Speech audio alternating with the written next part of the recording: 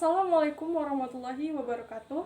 Hai, perkenalkan saya Mucara Khadijah dari D3 Farmasi tingkat 2B. Di video ini saya akan mempraktekkan bagaimana cara menguji karbohidrat pada sumber makanan. Sebelum itu, terlebih dahulu saya akan menjelaskan mengenai karbohidrat agar kita lebih paham mengenai praktikum kali ini. Karbohidrat adalah senyawa organik terdiri dari unsur karbon, hidrogen, dan oksigen. Contohnya ialah glukosa C6H12O6, sukrosa C12H22O11, selulosa C6H10O5N. Karbohidrat dalam bahasa Arab adalah sakar yang artinya gula.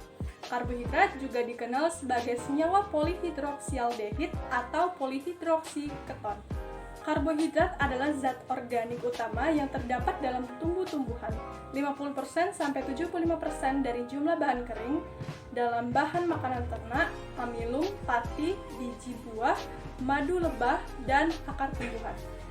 Fungsi karbohidrat: ada sumber pemanis, bahan pengisi, pengental, penstabil emulsi, pengikat air, pembentuk flavor dan aroma, pembentuk tekstur, dan berperan dalam reaksi pencoklatan. Berdasarkan jumlah unit gula dalam satu rantai, karbohidrat dibedakan menjadi 4 macam. Yang pertama, monosakarida, yang terdiri dari satu molekul monosakarida atau gula sederhana.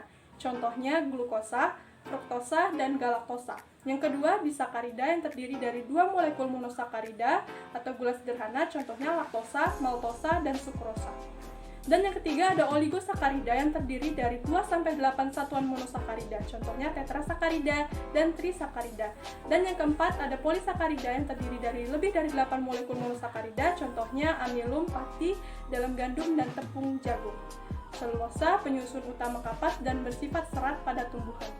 Berdasarkan lokasi gugus karbonil, monosakarida dibagi menjadi 2, yaitu aldosa berupa aldehid, ketosa berupa keton. Berdasarkan jumlah atom C pada rantai monosakarida digolongkan menjadi sebagai berikut. Yang pertama, triosa tersusun atas 3 atom C, tetrosa tersusun atas 4 atom C, pentosa tersusun atas 5 atom C. Heksosa tersusun atas 6 atom C, heptosa tersusun atas 7 atom C, oktosa tersusun atas 8 atom C. Monosakarida penting yang pertama itu adalah glukosa yang disebut sebagai gula darah karena dijumpai dalam darah. Hewan mamalia dapat mengubah sukrosa, laktosa, maltosa, dan pati menjadi glukosa yang kemudian dapat disimpan sebagai cadangan energi dalam bentuk glikogen atau polisakarida. Apabila energi glikogen diubah menjadi glukosa, karbohidrat yang berlebih dapat disimpan atau diubah menjadi lemak, steroid atau kolesterol dan protein secara terbatas. Yang kedua, ada fruktosa, disebut juga levulosa, yaitu dia memutar bidang polarisasi ke kiri. Gula ini paling manis, terdapat dalam buah-buahan dan madu, bahkan dalam sukrosa. Dan yang ketiga, ada galaktosa, terdapat dalam senyawa disakarida laktosa, berikatan dengan glukosa. Dan selanjutnya ada ribosa dan deoksiribosa, senyawa penyusun kerangka polimer asam nukleat. Awalan deoksiribosa berarti -1 oksigen. Struktur ribosa dan deoksiribosa adalah sama kecuali deoksiribosa tidak memiliki oksigen pada karbon 2. Ribosa dan 2 deoksiribosa adalah gula pentosa yang membentuk RNA dan DNA. Selanjutnya, mengenai identifikasi karbohidrat, kita bisa melakukan beberapa cara. Yang pertama ada percobaan Molis, yang kedua reaksi Seliwanov, yang ketiga percobaan iodin, yang keempat hidrolisis amilum, reaksi Benedict, reaksi fenilhidrazin atau pembentukan osazon, reaksi Tauber, reaksi hidrolisis sukrosa, reaksi pengendapan, reaksi hidrolisis bumi arabicum. Pada praktikum kali ini, saya akan menggunakan betadin sebagai indikator untuk uji amilum karena mengandung iodin. Apabila betadin diteteskan pada makanan yang mengandung amilum, maka akan terjadi perubahan warna.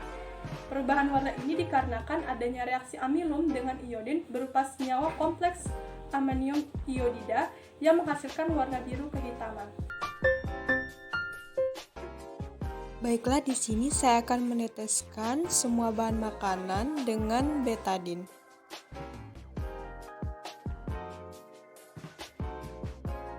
Dimulai dari meneteskan pisang,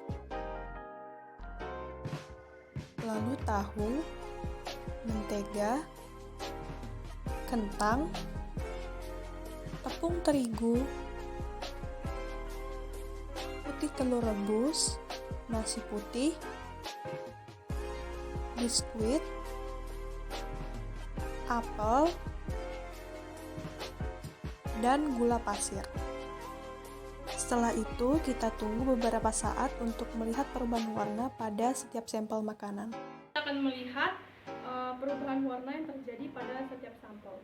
Jika terjadi perubahan warna pada sampel, maka di situ menunjukkan bahwa terdapat kandungan karbohidrat di sampel makanan tersebut.